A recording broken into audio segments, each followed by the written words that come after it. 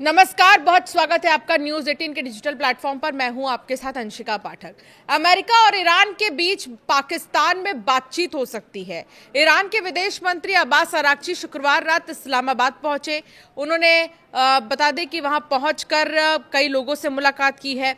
अमेरिकी राष्ट्रपति Donald Trump ने अपने विशेष दूत स्टीव विटकॉफ और दामाद जेरेड कुशनर को भी वहां भेजा है। आज पाकिस्तान पहुंचेंगे वो।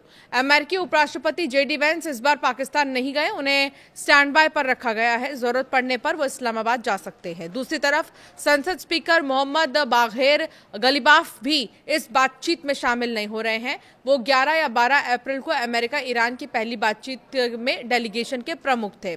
व्हाइट हाउस ने कहा कि अमेरिकी डेलीगेशन पाकिस्तान में ईरान के साथ सीधे शांति वार्ता करेंगे, लेकिन ईरान की तरफ से अलग बयान आया है। विदेश मंत्रालय के प्रवक्ता इस्माइल बघेई ने कहा कि ऐसी कोई बैठक तय नहीं है। उन्होंने सोशल मीडिया पर लिखा कि ईरान अपनी बात सीधे अमेरिका से नहीं बल्कि पाकिस्तान के अधिकारियों के जरिए पहुंचाएगा। यानी बातचीत अगर होगी भी तो आमने सामने नहीं बल्कि बीच में पाकिस्तान मध्यस्थ का काम करेगा। यानी एक तरफ अमेरिका बातचीत की बात कर रहा है, दूसरी तरफ ईरान साफ इनकार कर रहा है। पाकिस्तान की मध्यस्थता में ईरान और अमेरिका के बीच 11-12 अप्रैल को इस्लामाबाद में पहले दौर की बातचीत हुई थी। 21 घंटे तक ये वार्ता चलने के बावजूद नाकाम हुई। दोनों के बीच हॉर्मुज स्ट्रेट पर कंट्रोल और न्यूक्लियर प्रोग्राम को लेकर सहमति नहीं बन पाई। अमेरिका चाहता है यहां से जहाजों की आवाजाही पूरी तरह खुली और सुरक्षित रहे ताकि तेल सप्लाई में रुकावट ना हो। तो ईरान इससे और इस इलाके पर अपना प्रभाव बनाए रखना चाहता है। इसे बातचीत में दबाव बनाने के लिए इस्तेमाल करता रहा है। इसके अलावा अमेरिका चाहता है कि ईरान अपने परमाणु कार्यक्रम को सीमित करे ताकि वो परमाणु हथियार न बना सके, लेकिन ईरान कहता है कि उसका प्रोग्राम सिर्फ शांतिपूर्ण के लिए नहीं है, वो इसे बंद नहीं करेगा। रूस के विदेश मंत्री सर्गेई लावरोव ने कहा कि अमेरिका ने साफ कर दिया है कि वो ईरान और वेनेजुएला जैसे देशों में जो सैन्य कार्रवाई करता है उसका मकसद तेल है। लावरोव ने शुक्रवार को रूस के सरकारी टीवी को दिए इंटरव्यू में कहा, अमेरिका ये मानता है कि उसे कोई भी देश नियम नहीं बता सकता, वो सिर्फ अपने फायदे के बारे में सोचता है।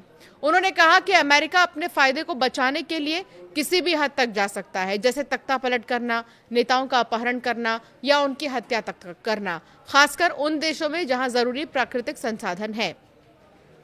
लावरोव ने कहा कि वेनेजुएला और ईरान के मामले में अमेरिका ये बात छिपाता भी नहीं कि असली मुद्दा तेल है। उनका कहना है कि अमेरिका दुनिया के ऊर्जा बाजार पर कब्जा करना चाहता है। लावरोव ने यह भी कहा है कि इस तरह की सोच का मतलब है कि अब अंतर्राष्ट्रीय कानून की कोई अहमियत नहीं बची है और अब फैसले इस आधार पर होते हैं कि जिसके पास ताकत है वही सही है। तेहरान टाइम्स की रिपोर्ट के मुताबिक ईरान की बातचीत करने वाली टीम में अंदरूनी मतभेद की बात सामने आ रही है। बताया जा रहा है कि मोहम्मद बागेर गलीबाफ को बातचीत टीम से हटा दिया गया या उन्होंने इस्तीफा दे दिया है। वजह यह बताई जा रही है कि वो अमेरिका के साथ बातचीत में परमाणु मुद्दे को शामिल करना चाहते थे। इसका मतलब है कि वो इस बात पर चर्चा के लिए तैयार थे कि ईरान अपने परमाणु कार्यक्रम पर कुछ शर्तें मान सकता है या उस पर बातचीत जो है हो सकती है। इससे कट्टरपंथी धड़ा नाराज हो गया है। अब खबर यह भी है कि उनकी जगह सईद जलीली को लाया जा सकता है, जिन्हें ज्यादा सख्त रुख वाला नेता माना जाता है। कुल मिलाकर अब ये देखना होगा कि आखिर जो दूसरे दौर की बातचीत है वो कैसे रहने वाली है अमेरिका और ईरान की। सईद जलीली ने 2024 में राष्ट्रपति चुनाव लड़ा था, लेकिन वो मसूद पेजेश्कियान से हार गए थे। IRGC में उनका बहुत असर माना जाता है। एक दशक पहले पश्चिमी देशों और ईरान के बीच जो परमाणु हथियारों पर बातचीत हुई थी वो उसके वार्ताकार रहे हैं। परमाणु हथियार को लेकर उनका आक्रामक रुख रहा है। इससे ये संकेत मिल रहा है कि ईरान के अंदर दो लाइनें चल रही हैं। एक तरफ वो लोग जो बातचीत को थोड़ा लचीला बनाना चाहते हैं और दूसरी तरफ वो लोग जो सख्त रुख अपनाना चाहते हैं, रखना चाहते हैं, खासकर परमाणु मुद्दे पर। अमेरिका की कुछ शर्तें हैं जिसे डोनाल्ड ट्रंप कई बार दोहरा चुके हैं। ईरान के पास कभी भी परमाणु हथियार नहीं होना चाहिए। ईरान मिडिल ईस्ट में जिन उग्रवादी समूहों को समर्थन देता है उनका क्या होगा? ईरान के पास जो एनरिच्ड यूरेनियम है उसका क्या किया जाएगा, हॉर्मुज पर आगे किसका कंट्रोल रहेगा ताकि इसे दोबारा बंद ना किया जा सके।